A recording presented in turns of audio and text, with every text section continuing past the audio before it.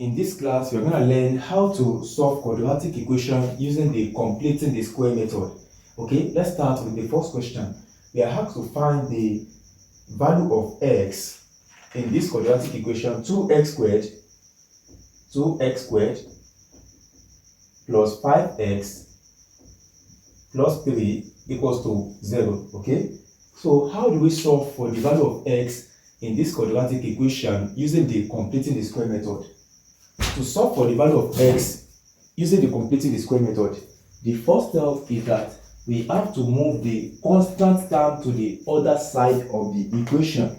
You understand? Listen again. The first step is that we have to move the constant term to the other side of the equation.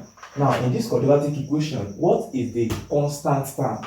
The constant term in this quadratic equation is plus 3. You understand? This is the constant term. So the first step is that I'm going to move this plus 3 to the other side of the equation. So the quadratic equation becomes like this: 2x squared, please pay attention, 2x squared plus 5x equals to negative 3. Having moved the constant term to the other side of the equation, the next step is that I'm going to divide all through by the coefficient of x squared. You understand? Do you know the reason why I'm dividing all through by the coefficient of x squared? The reason is because I want to make the coefficient of x squared 1. You understand? I want to make it unity. So in an attempt to do that, I'm going to divide this equation, this quadratic equation, by the coefficient of x squared. The coefficient of x squared in this quadratic equation is plus 2. You understand? This is the coefficient of x squared. So I'm going to divide this equation by 2. Okay? So this will be this over 2 and this over 2 and this over 2. Now, please pay attention. Let's say the equation is this. Let's say we have this quadratic equation x squared plus 5x plus 3 equals to 0. You can see that in this quadratic equation, the coefficient of x squared is unity. You understand? That is, it is 1. So there is no need of dividing all through by the coefficient of x squared. But in this quadratic equation, the coefficient of x squared is not unity. It is 2. So in an attempt to make it unity, I divide all through by the coefficient of x squared, which is 2. Do you understand? Okay, so the quadratic equation becomes like this: x squared plus 5x equals to negative 3 all over 2. Do you understand? And this, okay, this all over 2 as well. Now, please, I want you to pay attention. The next step is that you are going to take half of the square of the second term and add it to both sides of the equation. Please pay attention. That's the next step. Take half of the square of the second term and add it to both sides of the equation. The second term is 5 all over 2. This is the second term, 5 over 2. The second term. The second term is 5 all over 2. Now, I'm going to take half of the second term and square it, then add it to both sides of this equation. Now, the half of the second term will be 1 all over 2 multiplied by 5 all over 2. That will be what? 5 all over 4. You understand? So, what I'm going to do now is that I'm going to square 5 all over 4. You understand? I'm going to square it.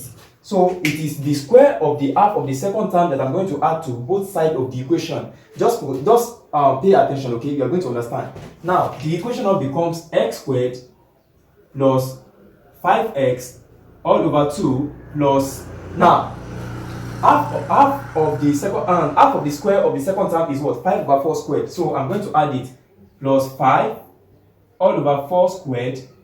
This is, I've already added to the left hand side of the equation. Then I'm going to add it as well to the right hand side of the equation. So I'm going to have negative 3 all over 2 plus 5 all over 4 squared.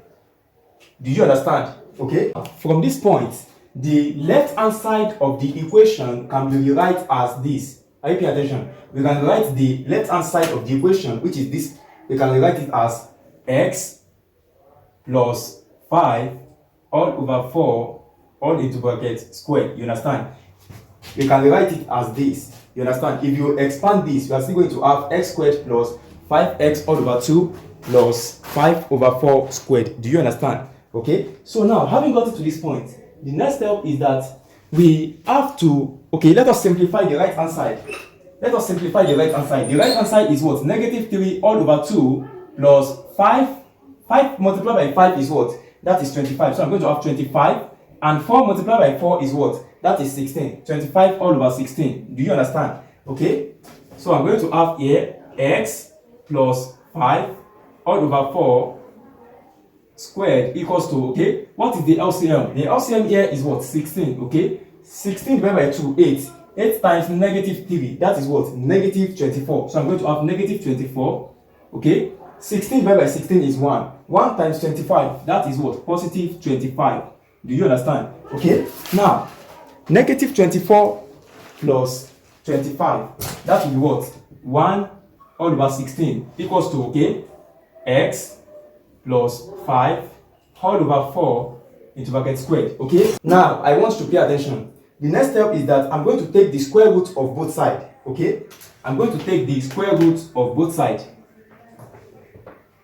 Okay? Now, this square root is cancel this square. You understand? Because let's say you have x squared equals to 4. You understand? If you take the square root of both sides, the meaning of square root is what? 1 over 2. You understand? Are you paying attention? So, this we cancel this. So you have x is equals to what? Plus or minus 2. Plus or minus 2. You understand? So that's what I did the same thing here. I take the square root of both sides. So this square will be cancelled by this square root. You understand? So I'm left with what? X plus 5 over 4. X plus 5 all over 4. Are you paying attention? Equals to the square root of plus or minus square root of, okay, plus minus square root of 1 over 16. 1 all over 16. You understand? Okay?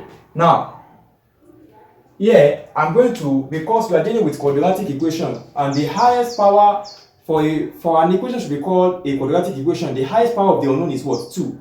You understand? So, we are going to have two answers. Are you paying attention? We are going to have two value of x. So, here, I'm going to have x plus 5 all over 4 equals to the square root of 1 over 6 is what? That will be plus or minus 1 all over 4. You understand? Okay, so x is equals to if this positive 5 over 4 crosses the equals to sign, it's going to change to negative. You understand? So I'm going to have x is equals to negative 5 all over 4 plus 1 over 4, or x equals to, please pay attention, negative 5 over 4 as well, negative 5 over 4. Now, I have already taken the positive now. Now, I'm going to take the negative, negative 1 over 4. If you didn't understand, listen to the explanation again. Because we are dealing with quadratic equation, we are going to have two values for x, you understand? So, now, when I take the square root of 1 over 6, I have plus or minus, and the reason is because either plus or either a positive answer or negative answer, by the time we substitute it, we are still going to arrive as what?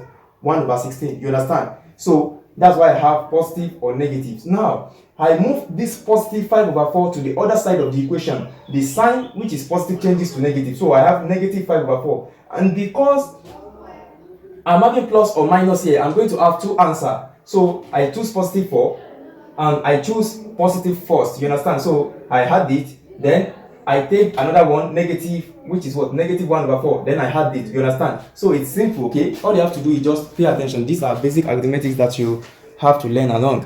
Okay? So here, x will be equals to, what's the LCM? 4. I'm going to have negative 5 plus 1. Or x equals to, what's the LCM? That is what? 4. Negative 5, negative 1. You understand? Okay? So here I'm going to have x equals to negative 4 all over 4, or x equals to negative 6 all over 4. Do you know how I got this? Negative 5 plus 1, that will give us what? Negative 4. Okay? And negative 5, negative 1, that will give us what? Negative 6. You understand? So from this point, I'm going to divide to get the value of x. X will now be equals to negative 1 or negative 3 all over 2. You understand? This is the value of x that satisfies the equation. Okay? This is the value of x that satisfies the equation. You might want to check by substituting these values into this equation. You're going to see that you're going to arrive at 0. You understand? This value of x satisfies the equation. So that is how to solve a quadratic equation using the completing the square method. Okay, so if you didn't understand, let me know in the comment section, or if you have any question regarding this, let me know in the comment section as well. Okay, so that will be all for this class. See you in the next class.